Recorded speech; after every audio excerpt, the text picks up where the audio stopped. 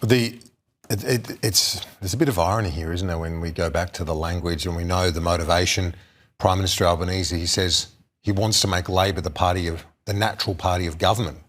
Well, the opposition's doing a good job in helping it They seem achieve that determined goal. to make sure that that is the case. And on the trajectory that they are on, this isn't as bad as it can possibly get. And you would think in polling terms, getting down to 19% primary vote. They were on 31%, which was catastrophic. They cannot win an election unless they're up near 40% of the primary vote. And we're seeing this bleeding to One Nation, which has clearly completely spooked the National Party. They are responding to what they're seeing in the polls and what they're hearing in the bush.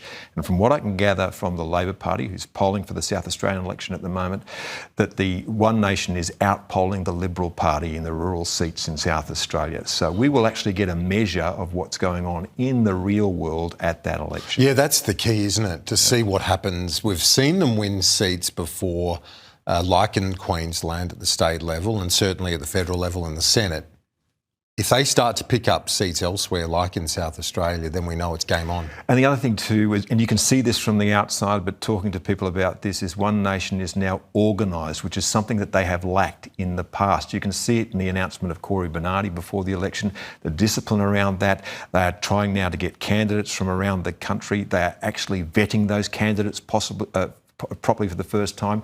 They are raking in millions of dollars in donations right now. So they are cashed up and preparing for the next federal election. We noticed at the end of last year and reported in various places the polling that said 1 in 4 Gen X males were voting One Nation. Now it's 1 in 4 voters are looking to One Nation. And I guess part of it is, Chris, if they can shore up some of that credibility in terms of the operational structure and so on. You've got Barnaby Joyce, a veteran, maverick, but certainly super experienced. If you get enough of that reassurance to voters, there is an element of the vote as well here that says, we're over the establishment. I'm happy to vote for the loose candidate or the maverick. Within reason, they're happy to go along those lines. And the other thing that they will be doing too is to look to what Reform has done in the UK. And what we saw there was a series of defections among the Conservatives to Reform. They're trying to dress up Corey Bernardi as that. Of course, Corey's had several iterations. He's been out of the Liberal Party for a while, trying to set up his own Conservative Party, but still seen as coming from that pedigree. Yeah. So we'll see more of that. And I think it'll be stretched out over time. And you think about it now, they've got Pauline Hanson in Queensland, they've got Barnaby Joyce in New South Wales, they've got Corey Bernardi speaking for them in South Australia.